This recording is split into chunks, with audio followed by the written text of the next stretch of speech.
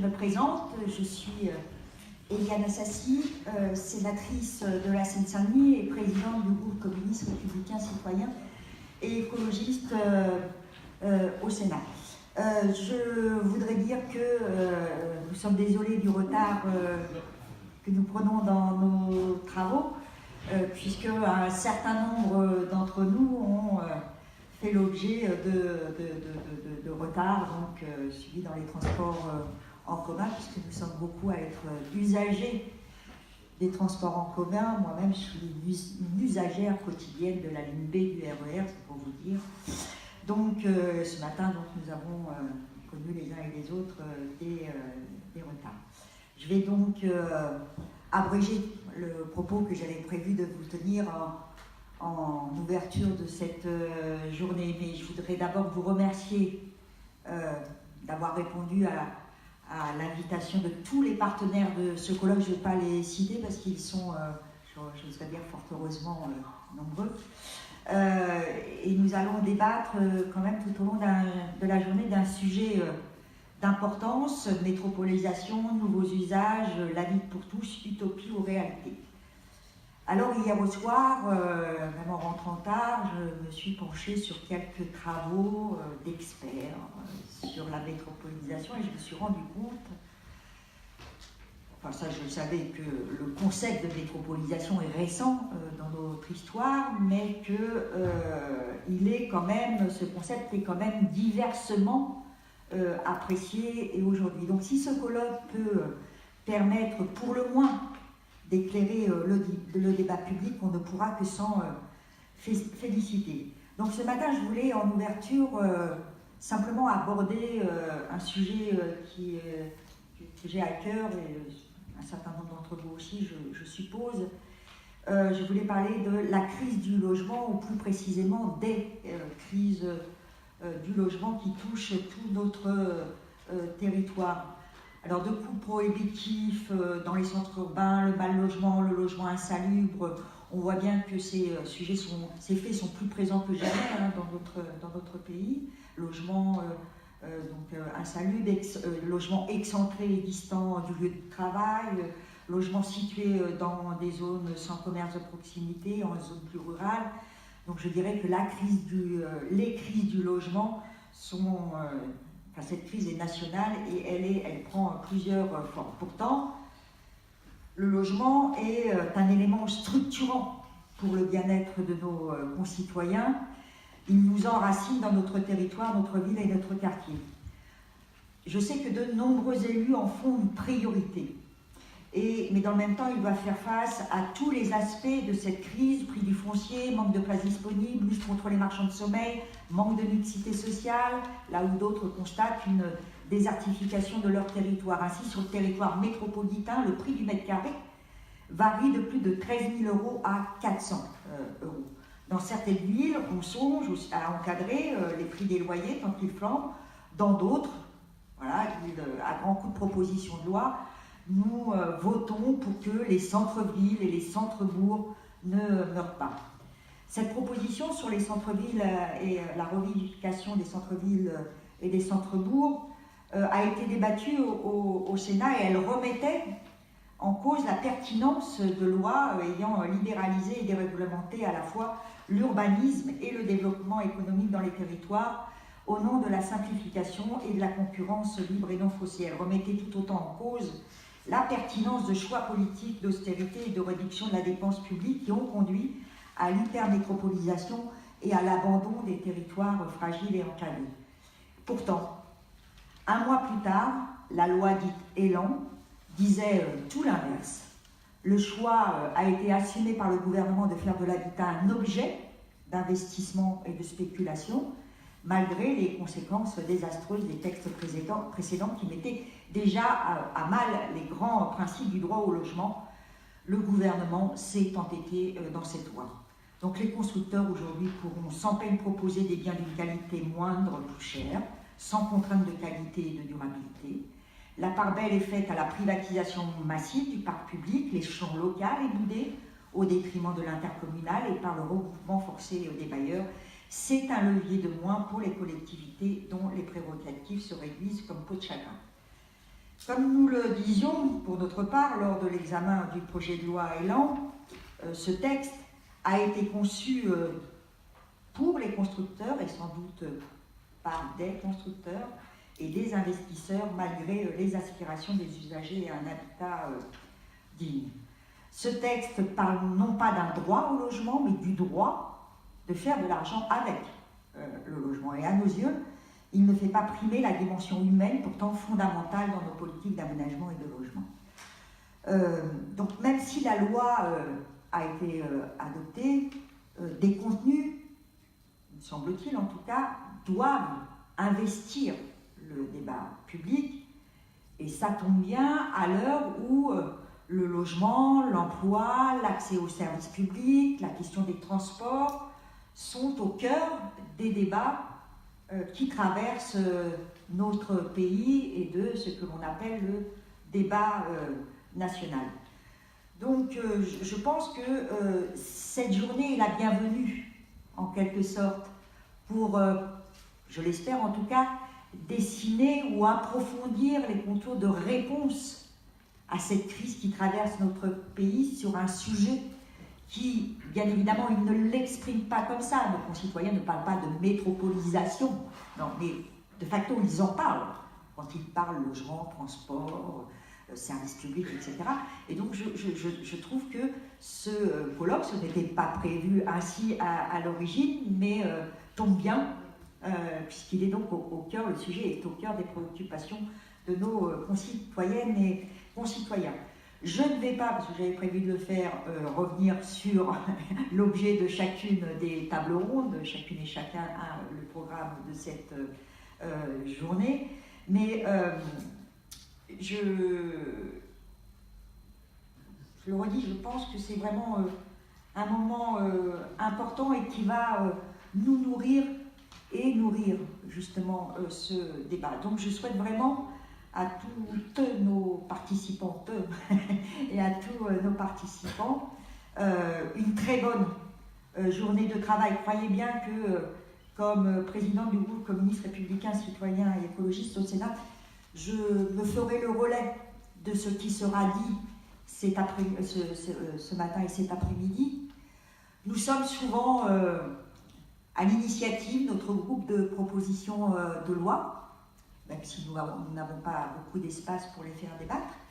Mais je prends un exemple. Le 7 mars, il y a notre niche au Sénat et nous avons déposé 2 propositions de loi, une sur la renationalisation des autoroutes et une autre qui a peut-être moins à voir avec notre débat d'aujourd'hui pour interdire les lanceurs de balles dans les manifestations.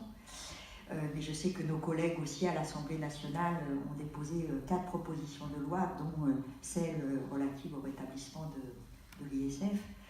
Donc nous travaillons des propositions de loi, mais elles ne sortent pas du chapeau de la tête de la présidente du groupe. Nous créons les conditions pour que ces propositions de loi soient écrites avec nos concitoyennes et avec nos concitoyens. Et comme nous sommes au Sénat, nous essayons en tant que faire se peut, et nous y arrivons, à rédiger ces propositions de loi avec nos élus. Quand je dis nos élus, je ne parle pas on n'est pas partisans, hein, mais avec des élus de diverses sensibilités politiques. Pour moi, c'est un enrichissement aussi que de participer, d'écrire la loi avec des gens qui ne sont pas forcément d'accord avec ce que nous portons, en tout cas moi, ce que je porte comme communiste. Mais on y arrive. On arrive à faire de beaux textes qui font débattre dans les hémicycles. Et bien évidemment, nous contribuons aussi à ce que ces textes aient de la résonance dans nos territoires. Donc, ce qui va être dit aujourd'hui, vous pouvez compter sur moi pour qu'on en tire la substantifique moelle pour réfléchir justement peut-être à déposer d'autres propositions de loi que nous espérons un jour mettre en débat dans l'hémicycle au Sénat. En tout cas, bonne journée de travail et puis je vais tout de suite passer la parole à Alain Aubadé.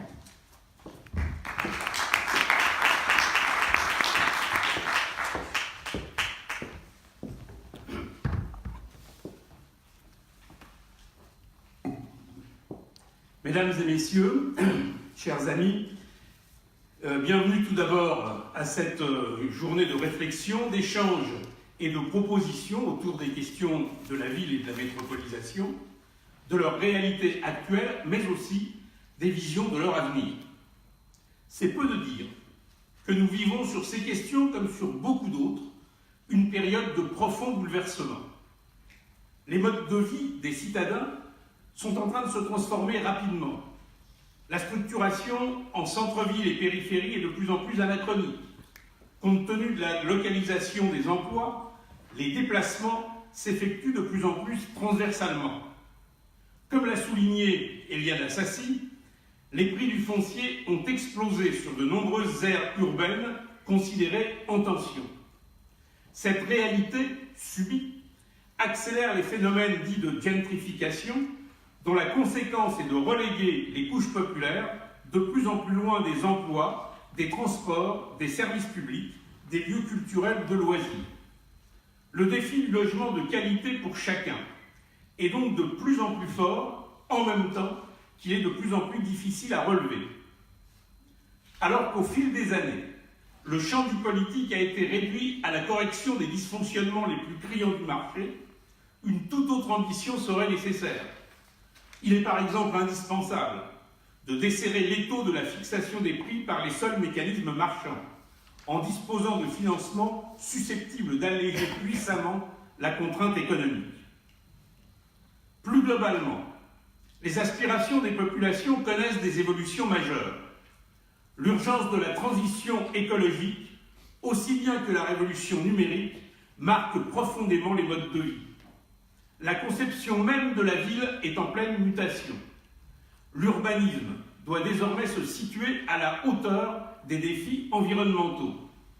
La demande de nouveaux services en réseau, mobilisant les ressources de l'intelligence artificielle, gagne sans cesse du terrain. De nouvelles sociabilités marquent de plus en plus le vivre ensemble. La soif d'un agir commun dans des tiers-lieux ou encore d'un entrepreneuriat autrement sont à la source d'un bouillonnement de nouvelles pratiques fondées sur une approche de coopération ou encore sur le développement de circuits courts. Malgré le flou qui l'entoure encore souvent, malgré son caractère polysémique, la notion de métropolisation vise à rendre compte de ces développements, de ces réalités en pleine évolution. Elle désigne le processus de développement urbain qui se traduit par une concentration accrue de population, d'activités, d'emplois, de centres de décision, de services, de réseaux de communication, de lieux de loisirs, de culture, de recherche et de formation. Elle renvoie donc tout à la fois à des phénomènes économiques, sociaux, culturels et politiques. Par les enjeux qu'elle porte, elle est évidemment l'objet de grandes controverses quant à son contenu. Il ne fait aucun doute que certaines questions, parmi les plus essentielles, ne peuvent trouver de bonnes solutions qu'à une certaine échelle. Les transports, les réseaux d'assainissement, d'adduction d'eau, de chauffage, le traitement et la valorisation des déchets, l'équilibre des territoires, notamment en ce qui concerne le rapport emploi-habitat, la coordination des politiques d'aménagement urbain et d'équipement, la construction de logements ou encore la mise en œuvre d'objectifs clés en matière de transition écologique et énergétique relèvent de cette catégorie. Pour autant, ce constat n'induit pas une adhésion au modèle aujourd'hui dominant en matière de métropolisation. Ce modèle doit être questionné, tant sur ses objectifs que sur ses modalités. Sur ses objectifs, il privilégie de manière écrasante la vision compétitive des grandes métropoles au sein d'une économie hyper-financiarisée et hyper-mondialisée. La logique qui devrait prévaloir serait celle de la concurrence entre les métropoles mondiales pour attirer les firmes de taille planétaire ainsi que les capitaux. Par ruissellement, cette manne devrait irriguer ultérieurement les autres territoires comme les catégories populaires.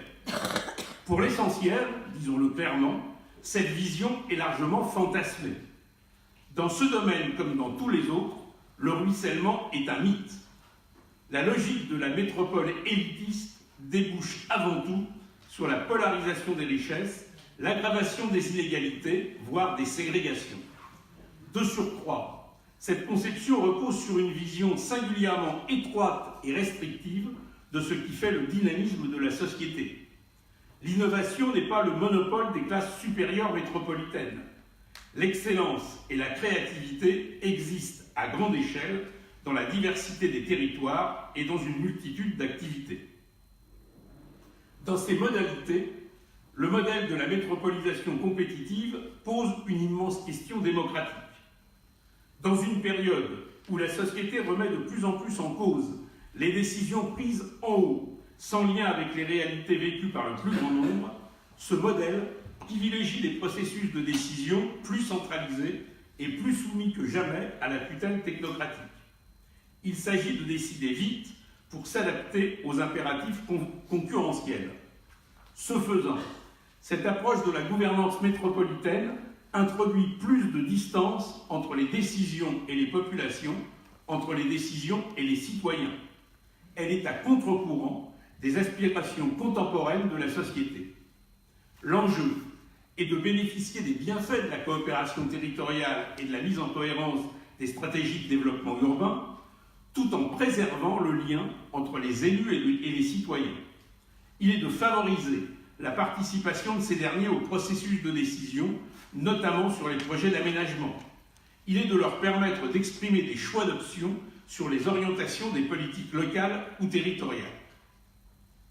Les tables rondes qui vont maintenant se dérouler et les débats qui les suivront nous permettront d'aller plus loin dans la réflexion, dans l'échange et dans les propositions sur la métropolisation, sur le logement, sur l'avenir de la ville.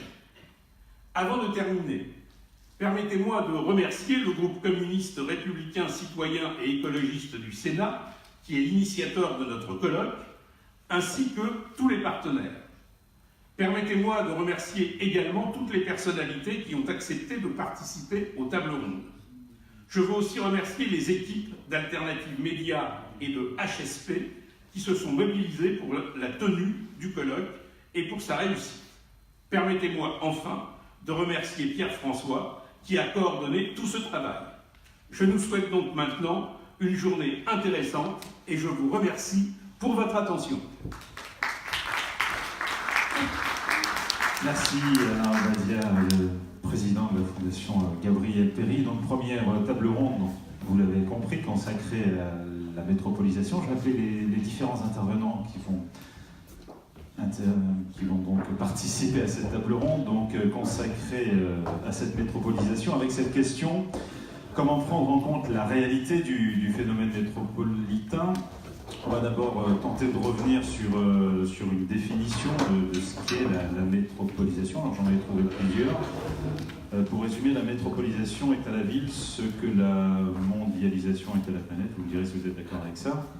Elle se présente depuis une dizaine d'années comme un concept permettant d'appréhender les dynamiques spatiales et territoriales liées à la ville et à son développement au début du siècle dernier. C'est pas si loin que ça. La notion de métropole avait été utilisée pour désigner les grandes villes soumises à une urbanisation rapide qui avait pour conséquence donc de créer de nouveaux liens entre la ville et la banlieue. Alors pour en débattre avec nous, aujourd'hui plusieurs intervenants. Christine Blanco, vous représentez l'APUR, l'atelier parisien d'architecture, d'urbanisme, pardon. Oui, Michel Leprêtre, président du territoire Grand Orly, Seine-Bièvre, vice-président de la métropole Grand Paris. Éric Césari, vous êtes vice-président de la métropole Grand Paris à l'immobilier d'entreprise. Vous êtes un fin connaisseur des enjeux de la construction d'une métropole parisienne. Et puis Patrick Jarry, maire de Nanterre, ville intégrée au quartier de la Défense, quartier entouré de villes qui se sont non pas opposées, mais qui se sont construites ensemble pendant des années, pendant près de 30 ans, voilà, sans vraiment se concerter. Donc vous nous donnerez votre point de vue. Et puis monsieur Jacques J.P. Martin, vous êtes maire de Nogent, président de Paris-Est Marne et président de la CIPEREC. On va donc revenir sur cette notion de métropolisation lorsque l'on parle de métropolisation, on parle de quoi juste? Est-ce que la métropolisation, c'est l'urbanisation de la ville, tout simplement? On va faire un tour de table. Qui veut commencer? Vous avez des micros. Oui, Patrick l'avait aussi. Mais... Bon, bonjour à tous. C'est naturellement plus rapide que moi. Je vais lancer le débat d'une certaine manière en expliquant, de mon point de vue, ce qu'est la métropolisation. C'est un peu l'auberge espagnole en fait. La notion de métropolisation, chacun y met ce qu'il veut et on n'est pas encore tous d'accord sur ce que c'est et les conséquences que ça peut avoir ensuite en termes institutionnels et de prise en compte de cette réalité. Il y a une réalité, M. Obadia le disait tout à l'heure, il y a une réalité concrète qui est la concentration de la population dans des lieux particuliers, qui sont des lieux qui deviennent stratégiques puisqu'ils concentrent la communication, les échanges, l'économie. Et la métropole du Grand Paris, de ce point de vue-là, elle est encore un peu plus particulière que les autres puisque, étant la capitale de la France, elle a une vocation stratégique qui est celle de s'imposer sur la scène mondiale. Cela dit, la métropolisation, c'est un phénomène de vie. C'est pas un phénomène purement économique qui consiste pour nous à agir sur le plan international. En tout cas, c'est pas la vision qui est la mienne. La vision qui est la mienne, c'est celle d'un lieu de vie qu'il faut organiser en dépassant d'une certaine manière ce que sont nos égoïsmes municipaux, locaux.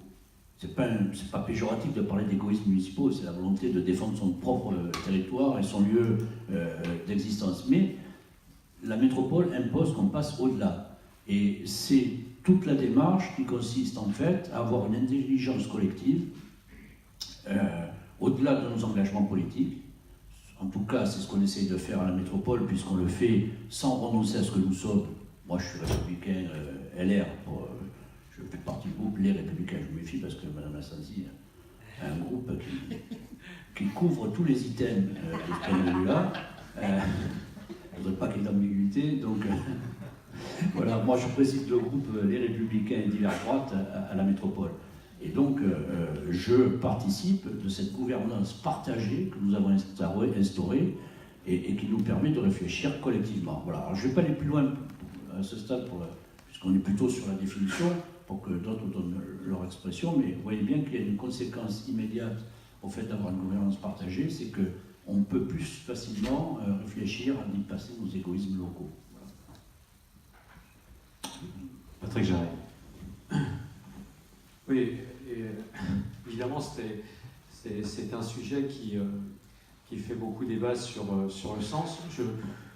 Je crois qu'on est évidemment, notamment dans l'espace métropolitain dans lequel nous sommes, celui de Paris, on peut dire que les choses ont quand même évolué. Hein. C'est-à-dire que pendant tout un temps, c'était un débat entre ceux qui contestaient le phénomène métropolitain, qui contestaient l'idée d'un phénomène de métropolisation, et ceux au contraire qui disaient non, il se passe des choses tout à fait importantes dans ces espaces, des choses qui sont en train de transformer ces espaces, transformer la vie des habitants, transformer l'économie, transformer le transport, transformer les flux, la vitesse des flux, etc.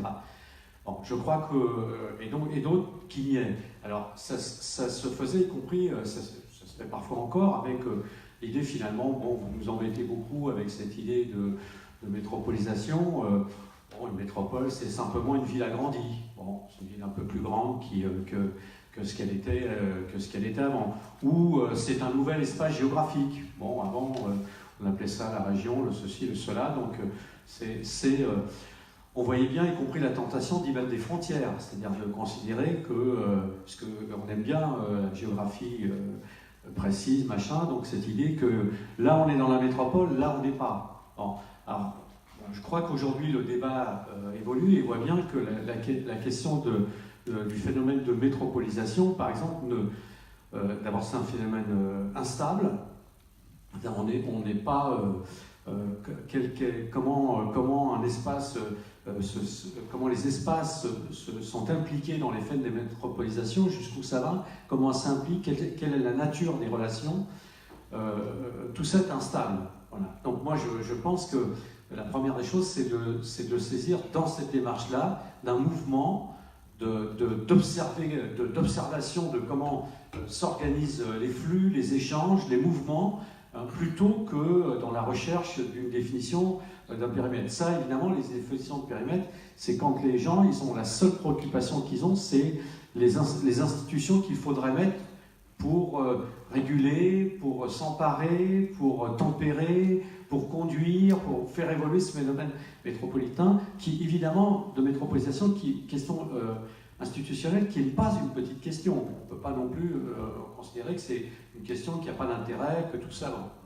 Mais pour le saisir, moi je pense qu'il faut le donner. Et puis deuxième chose, je pense que tout naturellement, enfin, en tout cas ce qu'on peut observer, y compris à l'échelle planétaire, hein, puisque c'est un sujet quand même qui a, dans la dernière période, fait l'objet de débats jusqu'à l'ONU, hein, puisque pendant tout un temps, c'était comme ça que quelques chercheurs qui travaillaient sur cette question-là, et puis dans le cadre de ONU Habitat, la dernière phase qui s'est passée, c'est la demande d'ONU Habitat de travailler sur un rapport mondial sur la métropolisation. Donc il y a aujourd'hui un rapport mondial sur la question des métropolisations. Et donc, moi j'ai participé à la rédaction de ce rapport. Bon. Partout, aujourd'hui, tout le monde semble converger que c'est un mouvement contradictoire. C'est un mouvement ombre et lumière. Et prenons des dimensions simples. La métropole du Grand Paris, c'est un lieu qui attire et c'est en même temps un lieu dont on s'éloigne. Aujourd'hui, il y a plus de gens qui quittent la métropole du Grand Paris que de gens qui veulent venir. Et si on a un solde qui reste légèrement positif, c'est parce qu'on fait un peu plus de bébés que la France et qu'en gros, on est l'immigration internationale. Donc on voit bien, c'est un phénomène contradictoire. On n'est même pas contradictoire simplement que sortir de la métropole, être dans la métropole, on est même contradictoire avec des gens qui habitent hors de la métropole mais veulent travailler dans la métropole. Il n'y a pas que des aspects choisis, il n'y a pas que des aspects contraints, il y a aussi des aspects choisis de gens qui localisent leur domicile hors de là, on l'est par intermittence, y compris dans la métropole. Donc moi je pense que si on veut saisir le mouvement, les contradictions et donc éventuellement débattre des questions de régulation, de maîtrise, etc., il faut le saisir dans ces contradictions et dans ce mouvement évolutif. Et puis dernière chose, je pense que, évidemment, du coup, ça fait beaucoup avancer un peu le débat de le saisir comme ça, parce que pendant tout un moment, on était sur l'idée, donc si c'est une ville agrandie, ou si c'est un nouveau espace géographique, évidemment, la réflexion, elle est toujours autour de l'idée d'une ville-centre qu'il faut agrandir, dont il faut faire tomber les frontières politiques, physiques, quand c'est périphérique ou autre, et puis que tout ça va régler l'affaire. Évidemment, je crois, enfin je lis à l'échelle un peu du monde ce qui s'écrit là-dessus, aujourd'hui tout le monde semble converger sur l'idée que les grandes métropoles du monde, elles sont forcément polycentriques. Et ça, c'est une idée qui est bougrement intéressante pour justement parvenir à faire... on n'est pas forcément complètement d'accord avec Eric sur les mots. Moi, je dis faire métropole, c'est faire solidaire. Merci, Jacques J.P. Martin. Oui, ça n'est pas un sujet simple, et je pense que quel que soit le pays que l'on prend dans les analyses, dans les différents pays, les réponses ont été différentes. Elles ont été fonction de la société locale, de toute une série d'histoires, et surtout de l'histoire sociale de tous ces pays-là. Je peux dire une chose, par exemple, New York n'a pas de métropole, d'organisation métropolitaine. Et je peux citer un certain nombre de grandes capitales qui n'ont pas d'organisation institutionnelle au plan métropolitain. Nous avons, en ce qui nous concerne, la caractéristique que la métropole tourne autour de la capitale, ce qui est déjà une caractéristique particulière, parce que quand vous allez à Singapour, quand vous allez à d'autres endroits, New York, c'est pas la capitale des États-Unis, par exemple, donc La métropolisation, elle est le résultat de la mondialisation et de la nécessité de faire plus de richesses, de créer beaucoup plus de richesses, et pour le faire, eh bien, on a une tendance à centraliser un certain nombre d'éléments de décision et d'éléments opérationnels. La métropolisation, ici, nous l'avons subie jusqu'à présent. Parce que le processus de métropolisation, il s'est développé, il n'y a qu'à regarder que la centralité parisienne, elle est maintenant partagée avec la banlieue parisienne.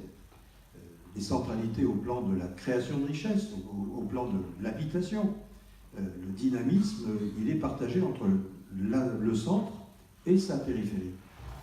Et si on n'y prend pas garde, eh bien, ça continuera comme ça, en cercle concentrique, pour aller chercher un développement futur. Et le classement des métropoles, ce qui était caractéristique et qui rejoint ce qui a été dit par mes collègues, c'est le PIB. Autrement dit, on ne parle qu'économie. On ne parle qu'économie dans le classement des métropoles. On vous dira, on ne classera pas des métropoles sur le plan des solidarités, par exemple. Ça n'est pas du politiquement correct. Il faut faire de la richesse, il faut créer de la richesse et il faut bien sûr attirer. Alors, métropole attractive, métropole rayonnante, c'est le dilemme d'ailleurs de nos débats au sein de la métropole du Grand Paris. Mais ce que je peux dire aujourd'hui, c'est que si nous voulons véritablement faire en sorte que nous ayons un modèle, je dirais, unique dans le monde, nous avons la chance d'être dans un processus de construction de ce que pourrait être une métropole solidaire. Pourquoi? Simplement parce que ça ne sert à rien de faire de la richesse si son utilisation n'est pas au service des citoyens qui habitent ces endroits-là. Et notre objectif aujourd'hui, pour faire différent des autres, il n'y a qu'à regarder Mexico, hein, la métropole galopante par salle concentrique, on a vu ce que ça donnait. Et ça donne même des problèmes de sécurité, de qualité de vie, etc. Et nous avons cette chance d'être, disons, à la manœuvre pour essayer de faire de la métropole autour de la capitale de la France une métropole, justement, qui puisse, bien sûr, produire des richesses, bien sûr, faire de la ville durable, mais aussi faire de la solidarité. Et quand on discute entre nous et quand on travaille sur nos territoires, il y a deux gros sujets sur lesquels il faut que nous travaillions pour faire de cette métropole non pas une mégapole sans âme ni sans solidarité. Premier point, améliorer la qualité de la vie de ceux qui y habitent. Et deuxième point, réduire les inégalités sociales et territoriales du territoire sur lequel nous sommes. Et pour cela, il faut inventer un modèle qui puisse permettre en proximité de régler ces sujets-là. Et c'est pour cela que on n'est pas tous d'accord, mais en tout cas les présidents de territoire le sont, eux, entre eux. Nous considérons que c'est dans la proximité que les choses doivent se passer. La solidarité, elle doit se traiter dans la proximité. On ne décrète pas cela au plus haut niveau en faisant redescendre vers les territoires des orientations, des dispositifs, excusez, pour que l'on m'excuse quand on est parlementaire. C'est bien de voter une loi, mais il faut avoir des gens en proximité qui puissent la mettre en œuvre, et ce n'est pas les services de l'État qui seront les plus à même de le faire. C'est vraiment la proximité.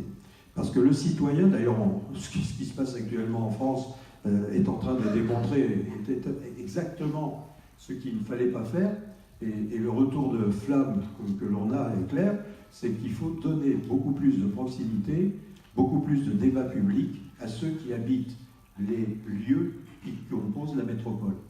Et notre sujet aujourd'hui, c'est de faire de cette métropole une métropole qui permette à chacune et à chacun, non pas de la quitter, comme cela vient d'être dit, mais peut-être d'y rester parce qu'on lui aura donné des raisons de rester.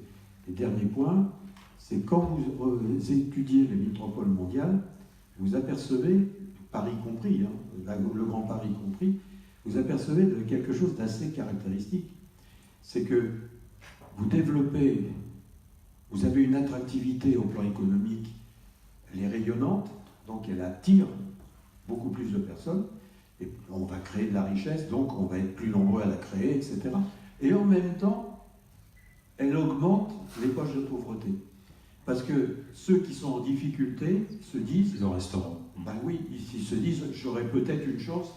Et c'est ce qui fait la difficulté d'une métropole, c'est qu'il faut traiter les deux flux. Parce que c'est ces deux flux-là qui sont les plus difficiles à gérer. Et je termine en disant simplement une chose, c'est que Paris est la métropole du Grand Paris, mais il n'y a pas de limite. C'est-à-dire que la métropolisation ne s'arrêtera pas aux périphéries, ne s'arrêtera pas aux limites de la métropole actuelle. C'est un processus continu. Et si on n'y prend pas garde, ce processus continu peut être contradictoire avec ce que je viens de dire. Donc c'est pour ça que nous disons, un certain nombre, enfin la plupart des présidents de territoire qui sont au sein de la métropole, nous disons que la proximité, on peut régler le problème de proximité par le polycentrisme, c'est-à-dire rapprocher les lieux de décision de là où habitent les habitants de la métropole. Alors, avant d'entendre Christian Blanco, j'aimerais revenir sur un point que vous avez abordé. Vous avez dit nous subissons. Lorsque vous dites nous subissons, c'est qui nous? C'est les habitants d'une métropole subissent les décisions qui sont prises au plan économique pour créer de la richesse. Et si on ne met pas de l'humain là-dedans, eh bien on aura Singapour, on aura un certain nombre de métropoles difficiles à vivre, qui sont faites pour, non pas les élites, mais ceux qui ont le pouvoir de décider, et puis accessoirement, les habitants, quand on ne les rejette pas aux limites de la métropole. Donc nous subissons un processus mondial qui est celui de la concentration d'un certain nombre de valeurs économiques qui se concentrent dans des lieux comme cela. C'est clair. Donc il faut injecter de l'humain, injecter du débat, injecter le citoyen à l'intérieur. Merci, Christian. Juste un mot, parce que Eric Césaré, mais j'avais prévenu ma collègue. Là, juste un mot pour réagir sur ce que dit JP. Singapour, c'est pas, de mon point de vue, Singapour, c'est pas une métropole, c'est une mégapole. Oui, bien sûr. Voilà. Et je pense qu'on est assez d'accord là-dessus. La précision, parce que je crois qu'il y a un distinguo à faire entre ceux qui veulent organiser la vie métropolitaine et ceux qui se contentent d'avoir une démarche qui est celle du type économique mondialisé dont on parlait tout à l'heure. Merci. Christian Blanco. Bonjour, alors moi je ne suis pas élue, donc je vais parler d'un point de vue un tout petit peu différent à partir de nos études, mais je crois que ce qui a été dit avant, en tout cas, moi, m'est très utile pour vous faire part de quelques remarques qui sont issues évidemment des études que nous menons et des réflexions que nous menons. D'abord sur le rapport entre ville et métropole. La différence entre une ville et une métropole n'est pas un changement d'échelle. Vous avez raison, ce n'est pas géographique.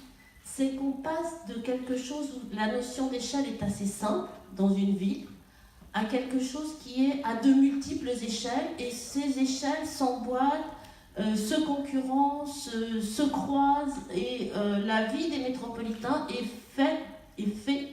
vie est faite de ces croisements et de ces différentes échelles, et de la multiplication pour eux, de la nécessité de prendre en compte la multiplication de ces échelles dans leur vie quotidienne. On habite à un endroit, on travaille à un autre, c'est très loin, il faut y accéder. Où est-ce que je vais faire mes courses entre les deux? Comment je récupère les enfants à l'école? Comment est-ce que je vais chez la grand-mère qui habite à l'autre bout, etc. Donc on est dans une multiplication des échelles, et de ce fait-là, on est dans un rapport au territoire, pratiqué quotidiennement par les gens, qui est très différent. Et ce changement d'échelle, moi je pense qu'il s'est fait peu à peu. C'est-à-dire qu'on est, si on revient en arrière, à peu près un siècle en arrière, on a Paris Ville Lumière, l'Expo de 1900, le métropolitain qui arrive, d'ailleurs le métro on l'appelle le métropolitain, et puis autour on a une banlieue qui est encore faite de petits bourgs ou de petites villes qui existaient autour, qui commencent à s'industrialiser et qui commencent à accueillir des séries de lotissements pavillonnaires, d'abord d'ailleurs autour des gares, etc. Et puis on a des infrastructures qui arrivent au service de cette ville lumière, qui sont évidemment le réseau de chemin de fer, le réseau, etc. Et puis on a des grandes usines électriques, etc. Et on est dans un rapport de dépendance. Et peu à peu, tout au long du XXe siècle, on va avoir une complexification de cette banlieue. On va avoir une transformation des relations de la banlieue à la capitale du départ, pour arriver aujourd'hui à une interdépendance et une interaction qui sont de plus en plus, au fond, égalitaires du point de vue de ce qui est la vie quotidienne des gens. Et ça, je pense que c'est très important à comprendre, parce que ça veut dire que pour la vie des gens, le fait de combiner la proximité la plus grande qui leur permet une qualité de vie quotidienne assez simple et la grande échelle de la métropole dans laquelle ils habitent et qui leur offre des opportunités très diverses et très grandes, est quelque chose qui est un fait finalement acquis, et on est tous métropolitains. C'est-à-dire que même si on habite dans un endroit de la métropole et on travaille juste à proximité de ce lieu où on habite, on est tout de même métropolitain. Parce que dans nos interrelations entre les uns et les autres, on est à cette échelle-là. Et ça pose des questions très fortes ensuite, je pense, à la fois à la gouvernance et aussi à la façon de mettre en œuvre des politiques. Par exemple, est-ce que c'est possible encore aujourd'hui d'avoir des politiques que pour ses habitants? Quand on est un maire, c'est une question, est-ce qu'on fait une politique pour ses habitants? Est-ce qu'on fait une politique pour ses habitants, plus ceux qui viennent travailler dans sa commune, plus ceux qui vont travailler ailleurs ou qui ont, etc., plus les touristes qui passent, plus. C'est-à-dire qu'à partir de là, la définition même, par exemple, de ce qu'est un équipement public, de à qui il est accessible, comment il est accessible, pour qui, à quelle heure, renvoie à l'échelle métropolitaine. Est-ce qu'il faut des bibliothèques ouvertes le dimanche parce que les étudiants qui ont la résidence universitaire à côté ont besoin de lieux pour travailler, qui ne sont pas près de l'université, mais qui sont près de là où ils sont, etc. On pourrait multiplier comme ça à l'infini, mais ça pose cette question, et ça pose la question de la gouvernance dans des termes nouveaux. Alors, nouveau, c'est relatif, parce que je pense que les élus en ont pris conscience depuis bien longtemps, mais en tout cas, ça pose cette question-là, ça pose la question de la mise en réseau, ça pose des équipements, ça pose la question, évidemment, si on rajoute à ça la question du numérique qui arrive, on se rend compte qu'il y a, en plus de cette question de l'échelle et de l'emboîtement des échelles, le fait qu'on accède aux choses d'une façon nouvelle et d'une façon différente, et que là aussi ça a une incidence. Juste un petit point avant de finir, sur la question des centres-villes. Les centres-villes dans la métropole du Grand Paris, au sens large, c'est pas le territoire métropolitain avec son pointillé administratif, mais disons cette grande aire, cette grande agglomération dense et continue, a un centre-ville à peu près tous les 2 kilomètres. Entre le centre-ville de Courbevoie et le centre-ville de Buteau et celui de Levallois et celui, je ne sais pas combien il y a, mais en tout cas, ça n'est pas du tout l'attachement au centre-ville qu'on a dans une ville moyenne. C'est ça que je veux dire. Donc la question, par exemple, des services, des équipements, du commerce d'un centre-ville est intimement liée à qu'est-ce qui se passe dans le centre-ville d'à côté, à qu'est-ce qui se passe avec le centre commercial de la Défense, etc. Les choses ne peuvent pas être pensées en autonomie. Elles sont forcément pensées en réseau, elles sont forcément pensées dans une relation qui peut être évidemment une relation côté noir, comme on dit, de concurrence, etc., ou au contraire dans un sens de solidarité, de complémentarité, de mise en réseau avec de l'intelligence. Et voilà. Donc c'était juste pour dire que s'il y avait une différence entre ville et métropole, ça serait un peu dans tout cela qu'elle s'incarne. On l'a bien compris, c'est extrêmement complexe. Michel Leprêtre. Oui, je ne vais pas redire un certain nombre de choses qui ont été dites, parce que je peux partager, même si je peux avoir des nuances, ce n'est pas le sens du débat. Moi, j'ai envie d'être questionnant. je cherche encore sur la planète une métropole qui marche dans l'intérêt des populations et qui répond aux questions que se posent les populations. Il n'y en a pas? Non, je ne connais pas. Je ne connais pas. Alors, je n'ai pas tout lu, je n'ai pas tout participé, je n'ai pas tout analysé. Ce que je constate, c'est qu'objectivement, il y a des grandes questions qui sont des grandes questions sociales qui ne trouvent pas réponse. Et ce n'est pas une question d'échelle, ce n'est pas une question de village, ce n'est pas une question de métropole, c'est une question de choix politique. Je vais apporter une nuance par rapport à ce que vient de dire madame juste avant. L'attachement à la ville, ça existe. L'attachement à la commune, ça existe. Moi, je sais que dans ma ville, qui est une ville de banlieue, qui est une grosse ville, le fait est que les populations décident, par exemple sur leur demande de logement, de mettre leur ville. Pourquoi? Parce que derrière cet attachement communal, c'est aussi un choix de vie sociale, c'est un choix d'avoir accès à des équipements, etc. Alors je ne dis pas ça pour polémiquer, c'est que je crois qu'il faut... Nous sommes dans une construction métropolitaine. Personnellement, j'adhère à l'idée qu'il faut une métropole. Je pense qu'il faut qu'on soit dans l'esprit, dans une dynamique où ce qu'il faut, c'est d'abord ordonner les questions et les questions prioritaires. Les questions prioritaires sont, ça a été dit, le logement, mais il n'y a pas que le logement, il y a la question de l'emploi, du développement économique. D'ailleurs, je note, c'est juste une toute petite parenthèse, que la problématique, par exemple, du développement économique industriel intéresse, au premier chef, les entrepreneurs eux-mêmes, qui ont besoin de se rapprocher de l'entremétropole. Donc, il y a ces questions-là. Il y a la question du rééquilibrage. Est-ce que nous avons les moyens de réussir une métropole ici, au Grand Paris? Personnellement, je pense que oui. Je pense qu'il y a l'argent qu'il faut, il y a les moyens qu'il faut, il y a les activités qu'il faut, il y a les intelligences qu'il faut. Et je vais dire peut-être, je m'excuse, ça va peut-être être un gros mot, mais il y a les élus qu'il faut. Il y a les élus dans leur diversité, parce que le problème, c'est qu'on est parti sur une construction métropolitaine où vous cherchez la page démocratie. C'est pas... Je rappelle que 94% des élus avaient voté contre ce qui nous est aujourd'hui imposé. Donc on part avec un handicap pour construire un projet métropolitain qui est de mon point de vue nécessaire. Cela étant, pour être bref, je crois que nous avons les moyens de réussir, mais à une condition, c'est de bien ordonner les questionnements qui sont posés aux populations, les ordonner et les répartir. Après, moi je pense qu'on peut avancer, je pense qu'on peut avancer sur le logement social, je pense qu'on peut avancer.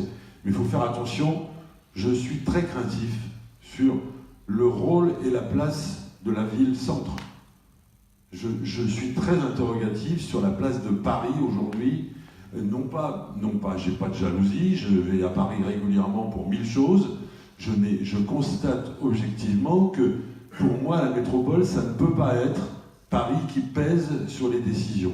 Et aujourd'hui, malheureusement, on fait ce constat, c'est qu'on a un poids. Il y en a un poids quand vous êtes au Conseil métropolitain, ça doit peser à peu près entre 30 et 40% le poids des élus parisiens dans le Conseil. Et il y a 103 communes, ou 113, je sais plus. 130. Le 3, je le mettais, je ne savais plus. Et il y a 131 communes. Donc on avait un souci on a un souci, c'est de se dire comment on rectifie pour le fait qu'on soit vraiment dans la construction métropolitaine, qu'on se donne les moyens d'aborder de front les questions que j'ai évoquées tout à l'heure. Dernière chose, quand je parlais d'élus, je parle d'élus parce que je parle de citoyens. C'est extraordinaire ce qui se passe en ce moment. Le président de la République vient de s'apercevoir un an et demi après son élection, après avoir décrié et après avoir dit tout le contraire, qu'il y avait des élus de proximité et que ça pouvait être utile. Besoin, ouais. Et que ça peut être utile. Et moi, je considère que dans la métropole, c'est le même problème. On a un phénomène qu'il nous faut aider. Alors, il y a beaucoup de travail qui est fait. Je travaille avec mon voisin de droite. Il est à ma droite. C'est un coup de chance. On travaille ensemble sur des problématiques aussi fortes que, par exemple, un PMHH. Et ça n'empêche pas qu'on a des débats, qu'on a des contradictions, qu'on n'avancera pas. Mais on travaille. Donc il y a ce lieu à créer, il y a ce rapport. Mais il y a ce rapport aussi à inventer qui n'est pas là. Il ne faut pas se raconter. On ne parle pas aujourd'hui aux millions d'habitants de la métropole, c'est pas vrai. Il faut qu'on trouve le moyen de parler différemment. Donc là, vous êtes tous en train de nous dire qu'on est aujourd'hui totalement dans le flou. Personnellement, je ne parlais pas de flou. Je pense qu'on est dans la construction, mais il est encore temps peut-être qu'il faut encore changer le positionnement d'un certain nombre de parpaings. Je vois qu'il y a beaucoup de constructeurs dans la salle. Il faut peut-être changer un peu les dispositifs de construction, il faut peut-être rectifier, il faut peut-être changer. Moi, je pense qu'il n'est pas trop tard, parce que j'ai confiance sur le fait qu'il y a besoin de trouver... je ne sais plus qui parlait, je crois que c'est Eric qui parlait de l'assainissement. Il y a des grandes problématiques aujourd'hui, ou des déchets, par exemple. Si on ne traite pas la question des déchets à l'échelle métropolitaine, on va dans le mur. On va dans le mur pour plein de questions. Eric, oui, puisque vous tendez la perche, je rebondis tout de suite sur la question de cette construction que soulève Michel.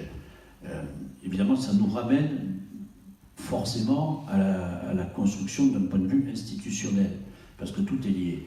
Moi, je mets en garde, parce qu'on est dans le débat, on va être dans le débat à nouveau avec le gouvernement. Je pense que fera le Parlement, Assemblée et Sénat, sur les propositions qui viendront, alors sans doute après 2020, d'après ce qu'on a compris, Jupiter a encore un peu de mal à se décider.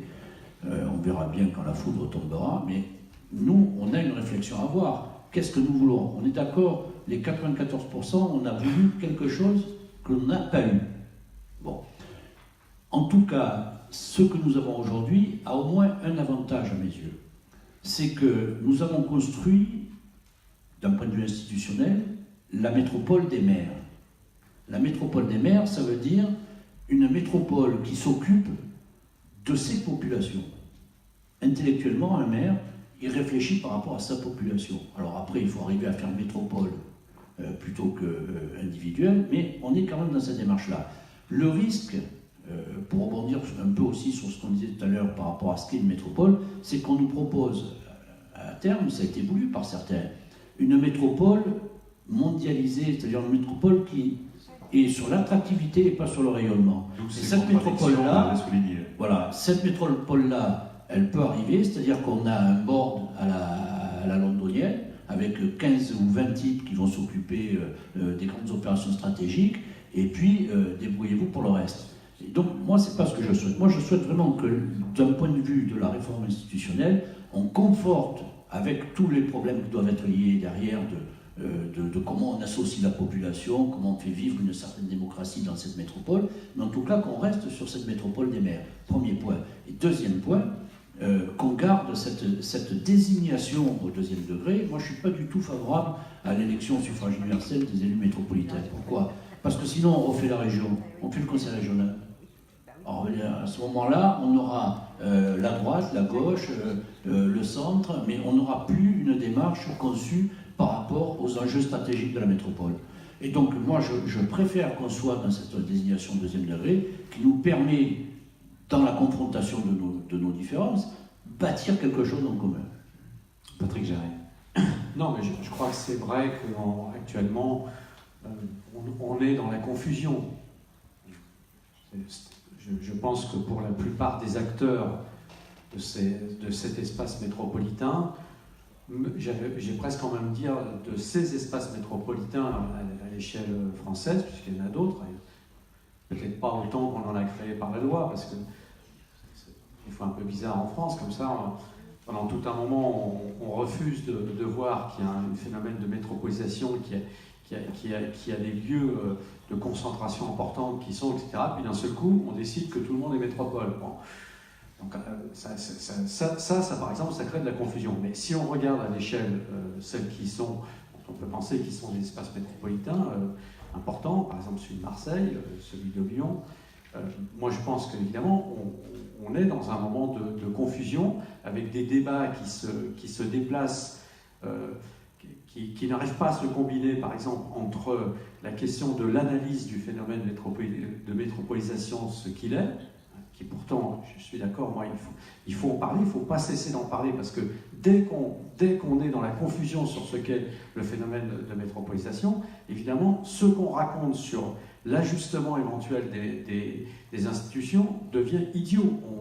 On peut dire n'importe quoi. Hein, on peut dire n'importe quoi. On peut dire c'est un tel qui devrait être la métropole, c'est ceci qui devrait l'être. Tout ça n'a pas de sens. Donc, confusion sur ce que l'est, confusion sur le projet, puisque du coup, on n'arrive pas, on passe d'un moment au débat des institutions sans parler du projet, c'est-à-dire de vers où on va aller, quels sont les grands axes dedans.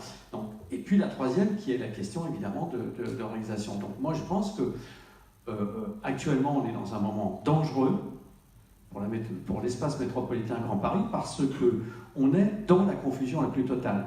Et le pouvoir politique central, le président de la République, mais le pouvoir politique central, contribue à cette confusion. Parce que le cinéma, depuis le début du mandat de Macron, qui dit « demain matin je vais faire, demain matin je vais faire, demain matin je vais faire, demain matin je vais faire, puis non, puis etc. etc. » Évidemment, ça c'est très déstabilisant pour tous ceux, évidemment, je ne pense pas simplement que les collectivités territoriales, mais pour tous les acteurs métropolitains, ceux qui administrent de grands réseaux, ceux qui sont des acteurs y compris qui sont des constructeurs, des urbanistes, des architectes, tous ceux, des chercheurs, tous ceux qui pensent cet espace métropolitain.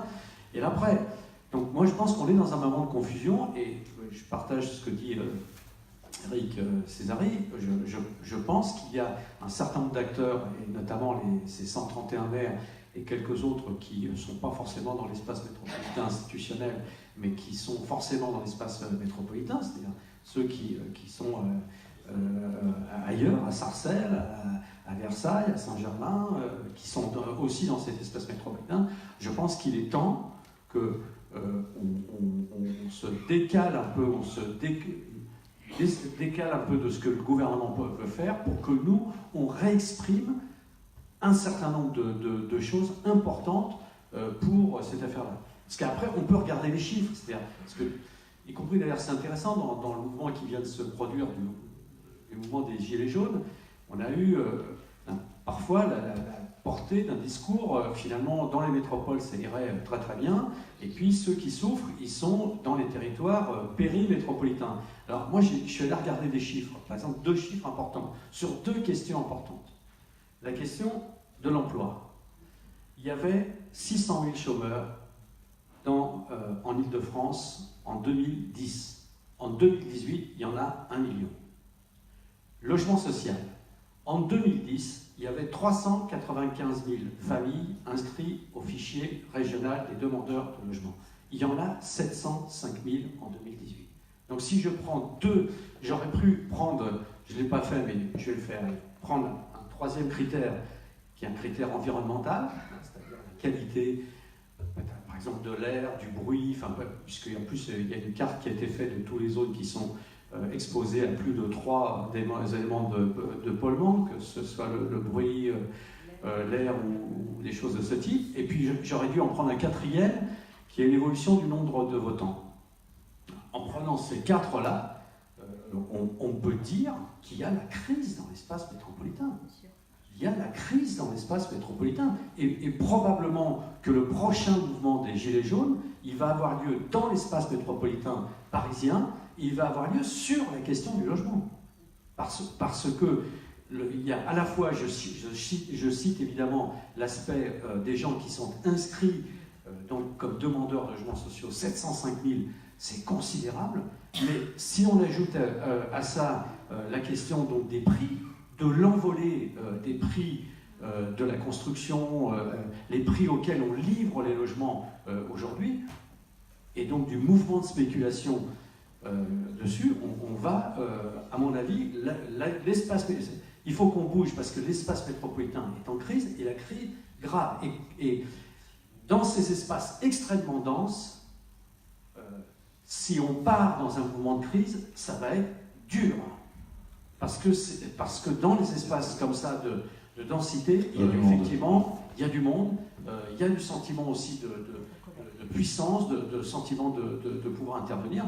Donc moi je pense que la situation elle est très sérieuse, et je partage le sentiment d'Éric qu'il faut qu'on réintervienne ensemble dedans. Quand je dis évidemment faire solidaire, c'est évidemment le mot, mais j'ai vu que ceux qui sont présents le reprennent. Évidemment, c'est cette idée du travailler ensemble, c'est-à-dire du faire ensemble. Je partage cette idée. On ne peut plus. Nous, on est dans un espace, Nanterre, elle est avec 11 villes de droite autour. 11. En territoire, il y a 600 000 habitants. 600 000 habitants et il y a 73 000 entreprises. 73 000 entreprises, 600 000 habitants. On peut parler franchement entre nous. Ces 25 ou 30 dernières années, cet espace-là, il s'est construit. Chacun a cherché à faire sa ville le mieux possible. Côté, oui, il y en a qui ont cherché de faire des villes de l'entre-soi. Ça m'évite de parler d'apartheid, mais ils ont cherché à faire des villes. Je veux dire pourquoi il dit ça. Il dit ça parce que j'ai été président de la communauté d'agglomération Courbevoie-Puteaux. Vous voyez, alors là c'était la poire. Non mais, donc des villes de l'entre-soi, d'autres au contraire parfois ont cherché à faire des villes dans lesquelles que seulement certains types de populations pouvaient habiter, donc s'en sont contentés, il faut dire les choses comme elles sont. Je crois qu'aujourd'hui on voit bien que, par exemple, dans cet espace autour de la Défense, de Sionzeville, qui est un lieu évidemment très très important, on a besoin de travailler ensemble, d'échanger ensemble, de retenir ensemble sur des questions comme celle du logement. Je prends un autre, parce que je suis président à la métropole, je suis président de la commission logement. Alors, un bon président. Ça c'est autre chose, on verra le résultat. C'est au résultat qu'on juge. Mais prenons par exemple l'hébergement d'urgence. Dans les espaces métropolitains, l'hébergement d'urgence, c'est pas vrai simplement dans la métropole de Paris, c'est vrai dans toutes les métropoles du monde. La question de l'accueil d'urgence des populations qui arrivent de l'étranger, en grande part, ou de la campagne quand on est en Chine, parce que ça dépend où on est. Quand on est en Chine, l'urgence, c'est d'accueillir les migrations qui arrivent de la campagne chinoise. Mais quand on est dans la plupart des métropoles européennes, c'est celle notamment des migrants étrangers. Cette question-là, elle se pose à toutes les métropoles. Dans la métropole de Paris, comment on est? Résultat de l'histoire. La loi, elle prévoit 1 place pour 1000 habitants d'hébergement d'urgence. On a calculé les choses à partir de tous. En gros, il faut 13 places pour 1000 habitants à l'échelle de la métropole pour arriver à, non pas réussir à loger tout le monde rapidement, mais à peu près assumer complètement. On est dans des situations où il y a 6 villes et 3 arrondissements de Paris qui accueillent l'essentiel de l'hébergement d'urgence. 29 places pour 1000 habitants à Nanterre, à Gennevilliers, un peu plus à Aubervilliers, à Saint-Denis, et 3 arrondissements de Paris qui font le reste.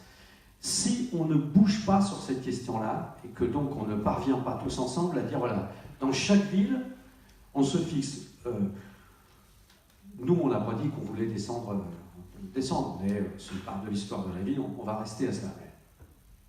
Toutes les villes, 13 pour 1000 habitants. Donc ça veut dire que tout le monde cherche le terrain, l'endroit, le bâtiment qu'il peut récupérer, etc. Si on ne fait pas ça, on a la répétition de ce qu'on connaît tous les 3 mois, d'un campement qui s'installe à Stalingrad, porte de la Chapelle, etc., etc. Au bout d'un moment, forcément, il faut évacuer parce qu'on ne peut pas laisser ces situations-là. Alors on a évidemment, donc comme on ne peut pas faire autrement, donc les préfets mobilisent le gymnase de la ville de Saint-Cloud un jour, celui de Neuilly le lendemain, la 3e jour, etc. Du 16e. Ah, du 16e. Bon. Donc on va... Alors c'est dégradant pour les gens qui ont fait subir ça, c'est dégradant. Ça empoisonne le débat politique de l'espace, etc. Ça met même parfois, ça déplace le débat politique, puisque c'est apporter, et je suis d'accord avec mon ami Lapresse, c'est apporter des 131 maires de l'espace métropolitain de régler ensemble ce problème avec un accompagnement de l'État nécessaire, puisqu'il faut financer, de faire. C'est dans les 5 ans, on peut ensemble régler ce problème sans bouleverser la métropole, et ça ne changera pas la ville de, je vais dire, Neuilly, que d'avoir un un espace qu'on appelle un foyer ou une résidence dans laquelle il y a 80 migrants qui passent une partie du temps, puis après ils repartent ailleurs, etc., dans un processus d'intégration. Ça ne changera pas, les choses. Mais pourtant, ça, c'est devant nous. Si on est capable de faire ça, voilà, les 131 maires, on est capable de faire ça, alors je pense que la confiance des habitants, la confiance des différents intervenants dans l'espace métropolitain sera beaucoup plus grande à l'égard de ce que nous sommes, de cette idée de se mettre ensemble, parce que très concrètement, on peut régler ça, voilà, sans continuer de laisser Saint-Denis voir ces hôtels construits un à un pour accueillir les gens autour du Stade de France devenir des hôtels du 115. Voilà, je pense ça on peut le régler. Alors, vous dites si on est capable de faire ça, mais on le voit bien, il y a des intérêts locaux, des intérêts économiques, des intérêts. Avec les gens qu'on est là autour, on peut y arriver. Vous pouvez y arriver. De quelle façon? Quel modèle de gouvernance? Quelle solution pour en sortir?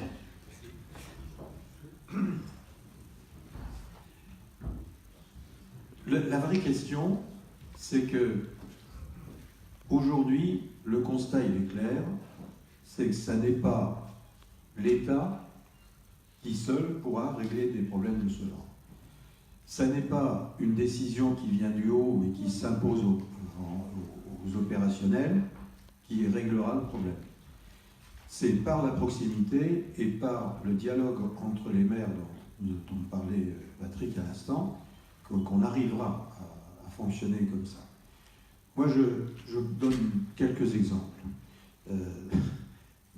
Nogent a accueilli des réfugiés de la Porte de la Chapelle, 3 fois 100 qui sont venus là, qui sont restés 3, 4, 5 semaines. Eh bien, ce que je peux vous dire, c'est que, quelle que soit l'image que ma ville peut avoir au niveau métropolitain, spontanément, les habitants ont créé une association d'accueil, se sont mobilisés, les associations existantes se sont mobilisées et ont tout fait pour les accueillir dans des conditions exceptionnelles. À tel point d'ailleurs que certains réfugiés ne voulaient plus partir ou sont revenus parce qu'ils avaient lié des relations avec les personnes qui s'étaient mobilisées. Donc ce que je veux dire, c'est que si on crée les conditions, il y a beaucoup de choses qui peuvent se passer spontanément parce que nos concitoyens savent ce que peut être l'empathie, voire les solidarités. Mais pourquoi ça n'est que par la proximité qu'on réglera ce problème, et d'autres d'ailleurs, c'est parce que dans une intercommunalité, par exemple comme nos territoires, nous sommes autour de la table, par exemple dans le mien, nous sommes 13 pour 500 000 habitants. Mais ce qui compte, c'est qu'on soit 13, pas 500 000 habitants, c'est 13 qui compte. Et tous ces maires viennent avec leur histoire, l'histoire de leur ville, leurs difficultés, etc. Parce que la ville, c'est bien la ville dont il faut parler. C'est-à-dire qu'en fait, la ville, elle est bourrée de contradictions, et le maire, il est obligé de gérer les contradictions de la proximité. Mais c'est dans la ville que tout se passe. Eh bien, grâce à la création de ce territoire, qui, pour nous tous, là, ici, aurait dû être différent, les fameux 94% de maires qui voulaient autre chose que ce qu'on nous a donné. Mais ce qui est clair, c'est que même avec un outil qui n'est pas performant, quand on est autour de la table, on échange, on discute, et puis on partage. Pourquoi? Parce qu'on s'aperçoit qu'on est interdépendant. Sur des territoires comme ceux-là, ce qui va se passer dans la ville un tel va avoir des conséquences sur la voisine, etc. Même à la création de richesses. On partage les richesses qu'on va créer, et qui ne sont pas créées forcément dans votre commune, mais qui sont créées à côté, mais qui vont être partagées, etc. Et les répartitions et les solidarités se développent beaucoup plus facilement quand, autour de la table, les maires connaissent les difficultés de leurs voisins, les vivent, et se disent, si on règle les problèmes du voisin, eh bien, on va régler en même temps les problèmes de l'ensemble de l'intercommunalité. Donc moi, ce que je dis simplement, c'est que c'est dans la proximité qu'on pourra avancer, comme cela vient d'être dit. Notre approche intercommunale marche mieux que ce qu'on pouvait imaginer au départ, parce qu'on a découvert que nous étions interdépendants et qu'il fallait faire des efforts les uns vis-à-vis des autres.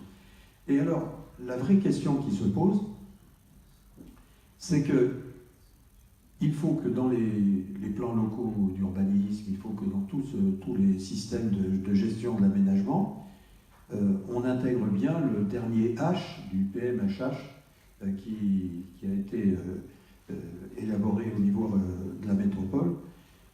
Pourquoi ? Simplement parce que c'est quelque chose qui doit être un régulateur au niveau de l'accueil d'un certain nombre de personnes qui sont en difficulté.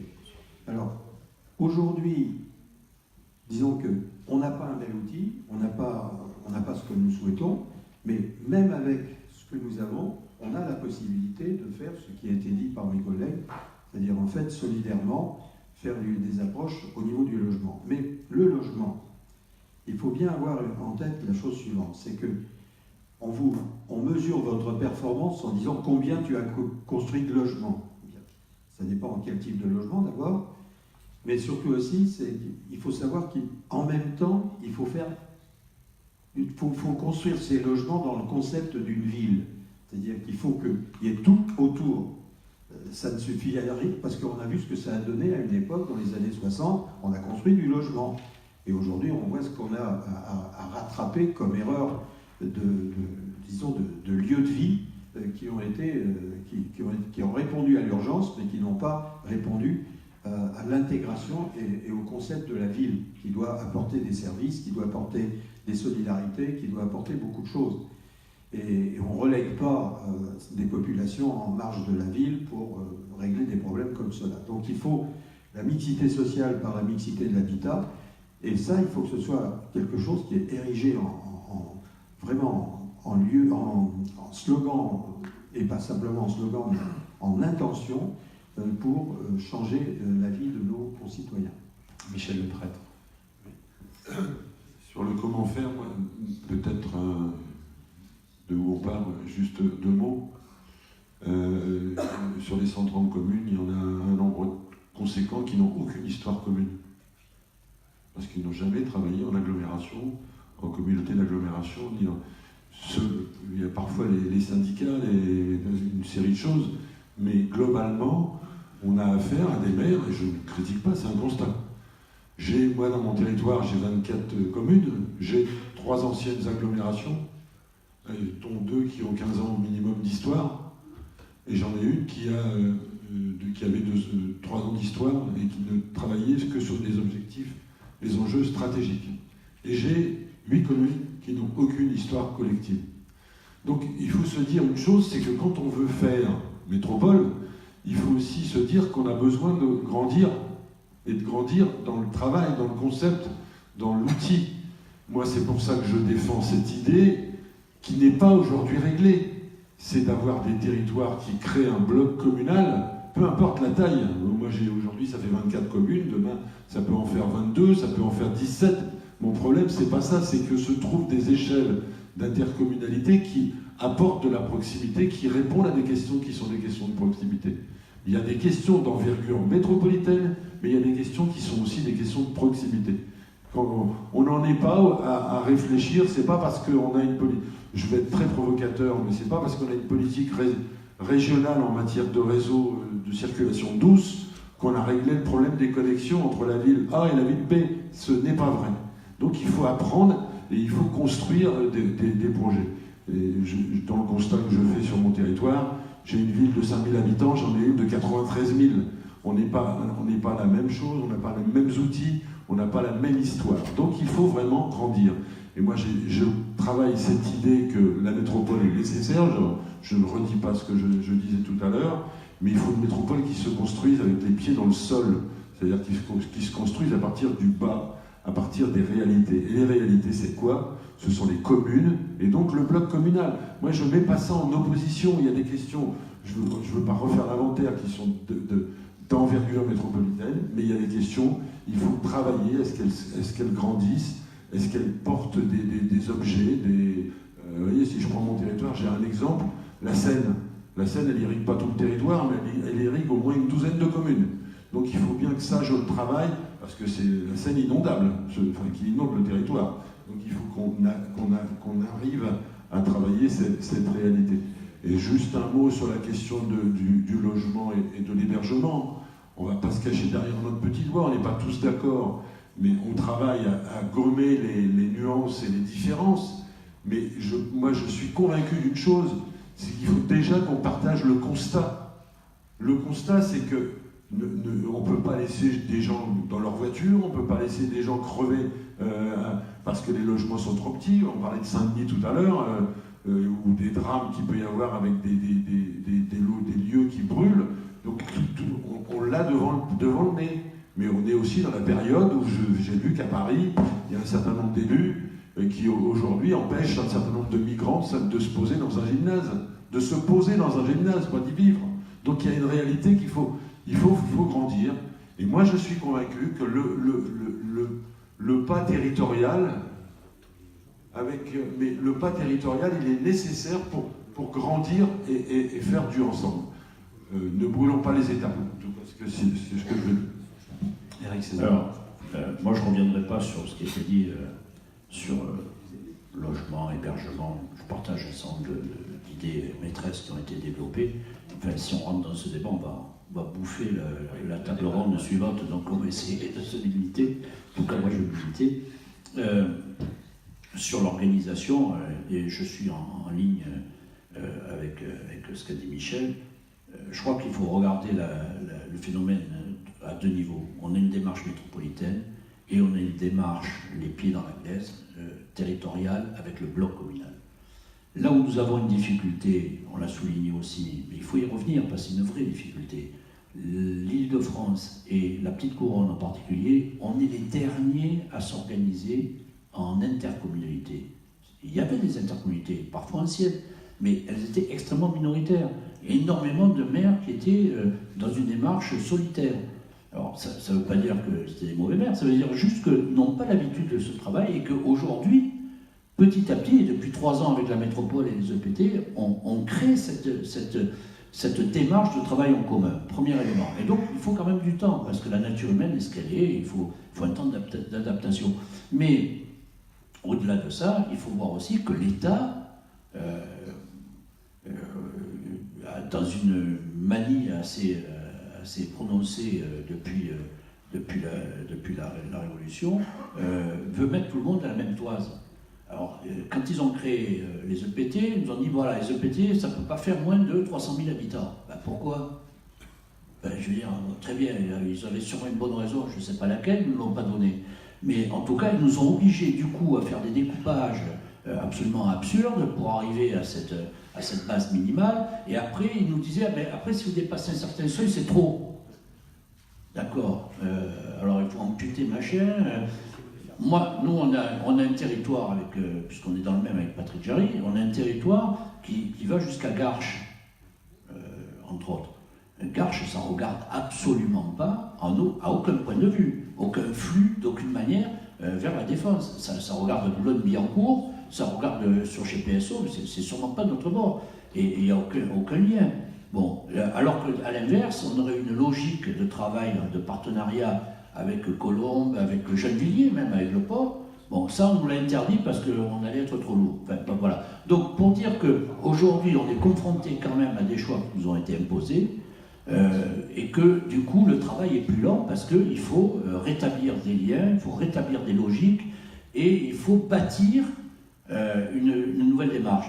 Et mon point de vue, on a loupé l'occasion, mais on a tellement de choses à faire en même temps dans le cadre de la construction métropolitaine. Il y a tellement de schémas à mettre en place, le schéma numérique, le PMHH, le PCEM, etc. Et j'en passe et des meilleurs. Mais la vraie logique, ça aurait été d'abord de demander à chaque territoire de reprendre ce que l'État, là aussi, nous a fait abandonner. Quand je dis l'État, c'est peu importe les gouvernements. C'est le CDT. Parce que le CDT, ça permettait de bâtir un projet commun à différentes villes. Et l'État nous a fait abandonner ça pour des contrats Ah oui, c'est le contrat de développement territorial. C'est le projet commun d'un territoire donné qui permet de partager. Et ça, on nous l'a fait abandonner pour les contrats, je ne sais pas quoi, ce qu'ils ont voulu mettre derrière, qu'ils ont abandonné derrière. Du coup, il n'y a plus rien. Moi, je pense que si on était reparti, évidemment, d'un projet territorial, on aurait permis à des maires qui n'avaient pas cette culture de s'approprier une démarche commune plus facilement. Alors, je ne dis pas qu'on ne va pas y arriver, sauf qu'on a pris un chemin plus sinueux. Mais vous dites on a loupé cette occasion. Pourquoi vous l'avez loupé? Pourquoi vous n'avez pas réagi lorsqu'il... Parce que la loi, voilà, nous sommes des élus républicains, quel que soit ce qu'on met comme un terme derrière républicain, ces élus républicains, on respecte la loi. La loi nous a dit, vous abandonnez tout ça, c'est fini, maintenant vous passez à autre chose. On est passé à autre chose. Alors, rien ne nous interdit aujourd'hui de faire un projet territorial, mais dans le même temps, on nous demande de décliner le plan climat et énergie au plan territorial. Nous, on l'a fait dans notre territoire à Paris-Ouest, à la Défense. D'autres ont fait le PLH territorial. Il y a un PLH territorial à faire, intercommunal, donc territorial. Donc voilà, on a déjà tout un tas de choses à mettre en route, en plus de l'idée du travail en commun. Et donc le projet territorial, qui était anciennement le CDT, est passé à la trappe. Je pense qu'il faudra y revenir, parce que le projet métropolitain ne peut pas être que l'addition des projets territoriaux, mais s'il n'y a pas de projet territorial, il y a peu de chances qu'on arrive à bâtir localement des politiques communes. Christiane Blanco. Non mais en deux mots, parce que moi je trouve que le débat entre vous est vraiment passionnant, mais justement la question de la gouvernance, elle est là, c'est-à-dire que selon les sujets, selon les thématiques, au fond, les échelles d'emboîtement et les échelles nécessaires pour réaliser des projets communs ne sont pas les mêmes. Et la question de la gouvernance, elle est qu'à un moment donné, elle fixe une limite communale, une limite de territoire, une limite métropolitaine, etc. Et elle enferme, au fond, les projets ou les instances de discussion de ces projets, de décision de ces projets, dans des cadres administratifs. Bon, la vie est comme ça, après on peut... Et donc toute la question, c'est aussi qu'est-ce qui renvoie à la gouvernance officielle, si on veut, genre l'EPT, l'établissement public territorial, la métropole, etc. Et qu'est-ce qui peut être aussi des coopérations de projets? Qu'est-ce qui peut être aussi sans arrêt du dedans-dehors? C'est-à-dire qu'on n'est pas seulement à l'intérieur ou à l'extérieur de la métropole. Forcément, il y a des grands territoires de projets qui vont être à la limite des deux. Quand vous allez faire des plans locaux d'urbanisme intercommunaux à l'échelle du territoire, la question va être aussi qu'est-ce qui se passe entre ce territoire-là et celui du voisin.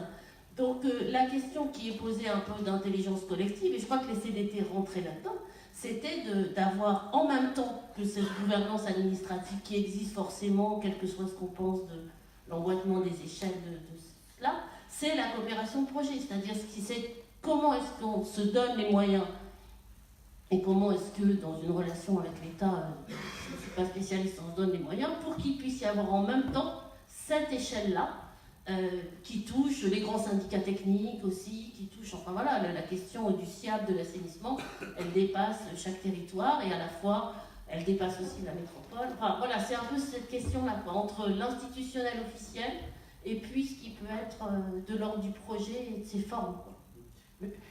Je me permets sur cette question-là, c'est pour ça que je pense, moi je partage pleinement ce que vous dites, c'est pour ça que je pense qu'il faut qu'on énonce ensemble, gouvernement compris, que dans cet espace métropolitain, il y a besoin de toutes les institutions, la région, les départements, les communes, le bloc communal, l'espace métropolitain. La question, c'est comment toutes ces institutions contribuent à se saisir de ce problème de métropolisation et de cet espace métropolitain. Plutôt que continuer d'être dans un jeu dans lequel on est, c'est la région contre la métropole, c'est les départements contre la région. Sortons-nous de la tête, en tout cas pour les années qui viennent, que la question c'est de diminuer le nombre d'institutions. Tant qu'on restera sur ça, ça va être ce que vous entendez, la cacophonie autour de ça. La question, elle n'est absolument pas là. L'urgence, elle n'est absolument pas là.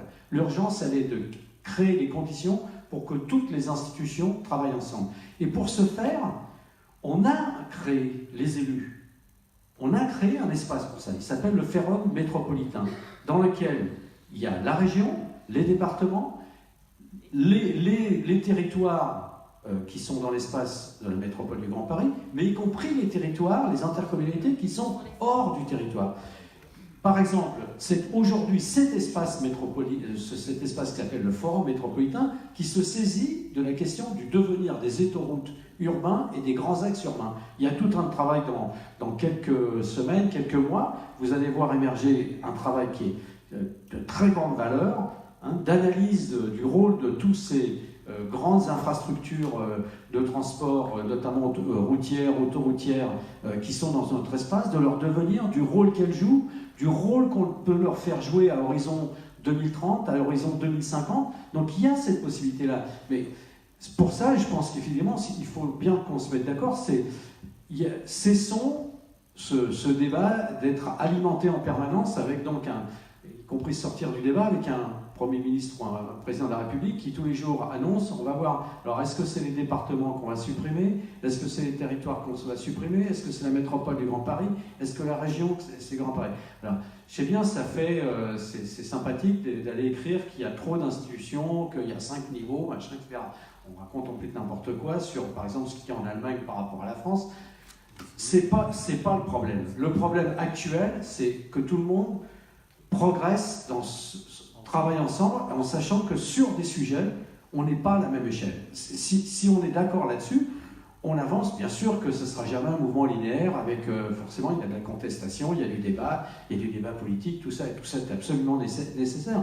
Mais en tout cas, moi, je pense que si le gouvernement veut rendre service, enfin, veut s'occuper ou aider à l'évolution de cette question métropolitaine, notamment dans l'espace de Grand Paris, mais je pense que c'est un peu pareil à Marseille, c'est arrêtons de sortir, d'organiser la pagaille et la confrontation entre les différents, créons les conditions au contraire pour qu'ils travaillent ensemble. Et donc d'ailleurs dans ce débat sur les autoroutes urbaines, on a réussi à mettre l'État dedans, donc y compris l'État travaillant à ces questions-là. Et ça, par exemple, tout le monde sait, puisque ça touche à la question des embouteillages, ça touche à la question des pollutions autour des grands axes, à la qualité de vie, etc. Ça concerne ceux qui sont au cœur de la métropole, mais aussi ceux qui sont à 50 km de la métropole. Tout le monde y est là dans l'affaire. Donc moi je pense qu'on peut y arriver, mais à condition de poser ces grands invariants-là de ce qu'est le mouvement de métropolisation, de personne ne détient la légitimité métropolitaine. Quel que soit son nom, personne ne détient la légitimité métropolitaine. Toutes les institutions sont légitimes pour intervenir sur la question métropolitaine. Michel Leprat, Frédéric Césari, vous vouliez intervenir. Alors, juste deux mots. Et dans la continuité de ce que vient de dire Patrick Jarry. D'abord, je voudrais que, évidemment, parce qu'il y a un faux débat qui nous occupe plus que le vrai débat. Le faux débat, c'est celui sur les collectivités, les 5 niveaux, etc. Moi, je considère que c'est un faux débat. Pourquoi ? D'abord parce qu'il y a très peu d'élus créés ex nihilo par les institutions concernées. En réalité, vous partez des élus municipaux et vous les retrouvez à peu près à tous les niveaux. Donc ce sont les mêmes. Voilà. Donc, et la métropole, c'est l'archétype de ce que je viens de dire. On est les mêmes. Voilà. Et donc, on n'a pas créé d'élus qui viendraient comme ça alourdir le système. Par ailleurs, les élus locaux, je trouve que c'est un maillage formidable, parce que c'est le vrai seul maillage qui permet de créer un réseau social. Le réseau social, il est basé sur la municipalité et sur l'engagement des élus locaux. Et les élus locaux, qui à 90% sont totalement bénévoles. Totalement. À partir de là, ce que je voulais dire aussi, c'est que la métropole, elle est intéressante en ce sens que, telle qu'elle est constituée aujourd'hui dans le Grand Paris, elle est intéressante en ce sens qu'elle a effacé les enjeux électoraux. Dans sa constitution, elle efface les enjeux électoraux. On a un fait majoritaire, parce qu'il faut bien à un moment donné qu'une présidence soit incarnée. On le fait au travers du fait majoritaire par ceux qui sont les plus représentés politiquement dans l'ère métropolitaine, dans la métropole du Grand Paris en termes de représentation municipale, mais on a effacé l'enjeu électoral en mettant une gouvernance partagée qui met chacun en responsabilité dans une démarche commune. C'est à ça qu'il faut se consacrer, c'est maintenir cette démarche-là. Et la deuxième, c'est de bien regarder que ce qui se passe dans la métropole, si on peut parler du phénomène de la métropolisation, on ne peut pas se limiter à l'ère institutionnelle. On y est venu parce qu'évidemment, il faut bien qu'il y ait des gens pour agir, mais on est dans une logique qui est tout autre. Si on parle de la logistique, qui est un des enjeux fondamentaux de la métropole, la logistique, et notamment la logistique du dernier kilomètre, la livraison que vous faites pour nourrir, habiller et apporter tout un tas de services aux 7 200 000 habitants de cette métropole institutionnelle. Eh bien, la logistique, elle se construit avec ce qui se passe sur la Seine, elle se construit avec Aropa, c'est-à-dire qu'on est déjà plus près de Mantes que du centre de Paris, elle se construit avec ce qui se passe au Havre, quelle est la logique de ce qui est livré au Havre par les milliers de conteneurs et comment on achemine tout ça au sein de la métropole. Et donc, on voit bien qu'on est obligé de travailler avec tout ce qui se passe à l'extérieur. Et donc, le forum, effectivement, c'est un de ces lieux qui permet d'associer et de dépasser les limites institutionnelles et géographiques. Mais dans tous les cas de figure, la richesse de la métropole du Grand Paris, telle qu'elle a été constituée aujourd'hui et qu'il faut préserver, c'est cette dimension de représentation des maires qui permet de passer un certain nombre d'obstacles. Michel Leprêtre. Très brièvement, parce qu'on a assez peu parlé argent public en tout cas, mais on est quand même, toutes les communes de France et en région parisienne, ça se sent plus fort peut-être, c'est qu'on est en période de disette, de réduction de dépenses publiques. Je rappelle quand même que le président de la République, son message quant à la construction métropolitaine, c'est pour supprimer et surtout pour annoncer le fait qu'il veut faire des économies publiques. C'est son message initial, avant de se dire ça va fonctionner, comment, c'est son message. Et donc aujourd'hui, je reviens sur mon propos, mais très brièvement, sur la question des maires et de la confiance des maires.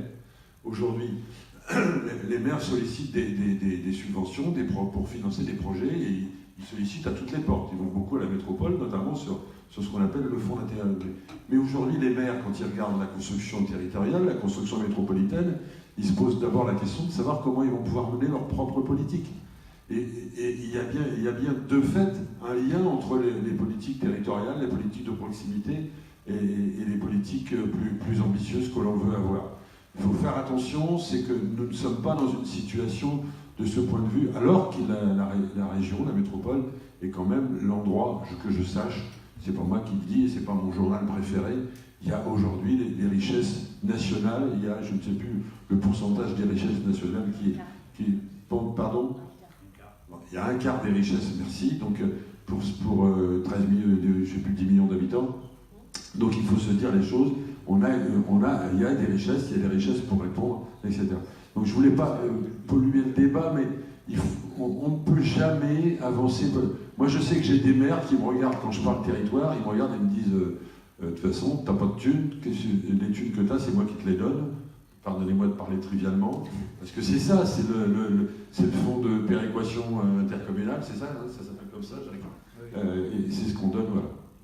Alors, j'aurais une question, vous avez dit tout à l'heure, il faut reprendre les fondations, en fait. Mais est-ce qu'il faut aussi se reposer la question, qu'est-ce qu'on va faire de cette grande métropole parisienne, une grande métropole où les franciliens seront heureux d'y vivre, heureux d'y travailler, ou une place mondiale à l'image de Londres, à l'image de... Et est-ce que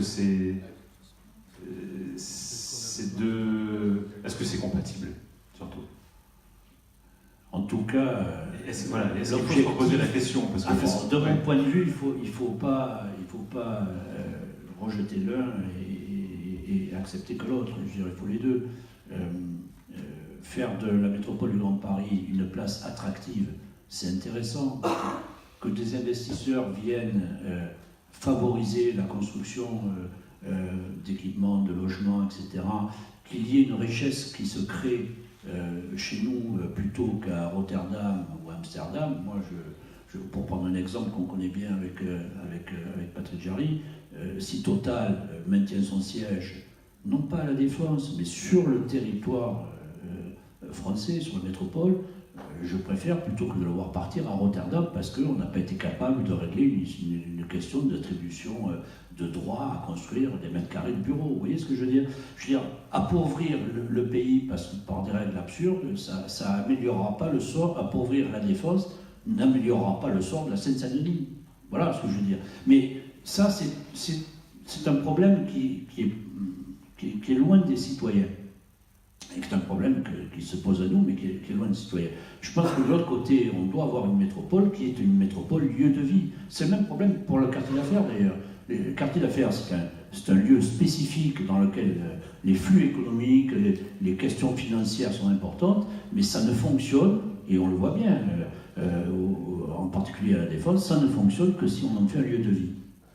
Parce que aujourd'hui, ceux qui veulent s'implanter à la Défense, ils regardent aussi pour leurs salariés, comment on y accède, ce qu'on y trouve, et comment ça fonctionne, et comment on s'y loge. Comment on peut y avoir un logement. Donc, la métropole, elle a un rôle, parce qu'elle a en son sein la capitale de la France, elle a un rôle sur la compétition mondiale, mais elle a aussi une dimension extrêmement importante qui fera sa richesse ou qui fera son échec, c'est sa capacité à créer les conditions d'une vie agréable, en tout cas la plus agréable possible pour les citoyens, que ce soit au niveau des transports, de la communication, que ce soit au niveau du logement, vous en parlerez tout à l'heure, au niveau de la capacité à trouver des services avec le numérique qui permettent de développer une vie sociale différente, enfin celle de la modernité, etc., etc. Donc on a deux enjeux devant nous. Ces deux enjeux, on les gère différemment parce qu'ils se passent à deux niveaux différents, mais ils ne sont pas opposables.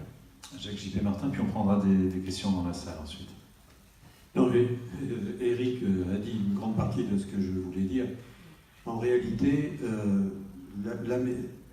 moi je me rappelle de la création de Paris Métropole, de tout le processus métropolitain qui a été lancé dans les années 2000 avec la ville de Paris, en se disant on est tous sur un même territoire, il faut qu'on travaille ensemble. On n'était pas nombreux au départ, et puis ça a monté. Donc, ce que je veux dire simplement, c'est que c'est pas de la métropole dont il faut parler à ce niveau-là, c'est du projet. Le projet métropolitain, c'est quoi? Et on l'a dit tout à l'heure, d'une façon différente les uns les autres. C'est améliorer la qualité de vie de 7 millions d'habitants, mais peut-être, pourquoi pas, étendons ça à la région, hein, parce que le rayonnement de la métropolisation doit profiter à tout le monde, y compris à ceux qui ne sont pas dans les limites administratives de la métropole. Faisons exploser ces limites administratives en faisant en sorte que les territoires aient le même statut que les grandes communautés d'agglomération de la Grande Couronne, c'est-à-dire de façon à ce qu'on ait tous le même statut et qu'on arrête de faire des différences entre ceux qui sont d'un côté du mur et de l'autre côté, pour faire en sorte qu'il y ait une fluidité, il y ait une complémentarité entre les territoires et qui puissent se parler, parce qu'il y a des territoires, des communautés d'agglomération de Grande Couronne qui ont un intérêt métropolitain. Il existe déjà, ils ont déjà des valeurs et des dynamiques qui peuvent être contributives à une dynamique métropolitaine.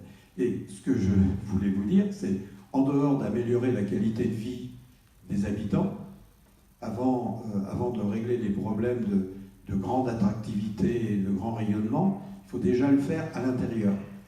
Et donc, qualité de vie, et puis réduire les fractures territoriales et sociales de cette métropole. Parce qu'on part de loin. Si nous avons le quart des richesses produites ici, au niveau français, nous avons quand même le taux de pauvreté le plus élevé de France. Donc il faut, autrement dit, on a ces problèmes-là à régler, et c'est par la proximité, je reviens à ce qu'on disait tout à l'heure, on peut le décréter qu'il faut s'y attaquer, mais ceux qui vont mettre la main sur le dossier, c'est ceux qui vivent au quotidien dans les villes de nos territoires, et nous pensons que la métropole doit avoir une dimension stratégique voire même planificatrice, c'est-à-dire aider en gros, si vous voulez, vous avez plusieurs premiers violons qui sont les territoires, et puis vous avez un chef d'orchestre. On a besoin bien sûr d'une coordination, de grandes ambitions, mais en même temps, au plan des territoires, nous avons la capacité à agir sur ces inégalités sociales et territoriales, parce que ce n'est que comme ça qu'on arrivera à se distinguer des autres métropoles qui rejettent en permanence vers la périphérie les personnes qui sont en difficulté, et on fait de la ségrégation mouvante, et ça n'arrange rien. C'est pas en repoussant le problème, comme disait je ne sais plus qui, c'est pas en mettant la poussière sous le tapis qu'on a fait disparaître la poussière. Et c'est pas une comparaison désagréable que je fais, je dis simplement, il ne faut pas l'ignorer. Et si on veut rayonner dans le monde, il faut aussi se rappeler que la France, c'est la patrie des droits de l'homme. Il faut quand même que nous donnions un exemple au niveau social. Et aujourd'hui, c'est par, bien sûr, la création de logements, la création d'activités plus proches du lieu de résidence, les mouvements, les flux avec des transports avec une meilleure performance, parce qu'il faut aussi, dans une métropole comme celle-là, qui est importante en nombre d'habitants, il faut que les gens puissent se déplacer dans de bonnes conditions. Moi, j'ai pris le RER A ce matin, eh bien, disons à l'heure où je l'ai pris, je peux vous dire que c'était compliqué. C'est à la limite des wagons à bestiaux, quoi. C'est ça que je veux dire.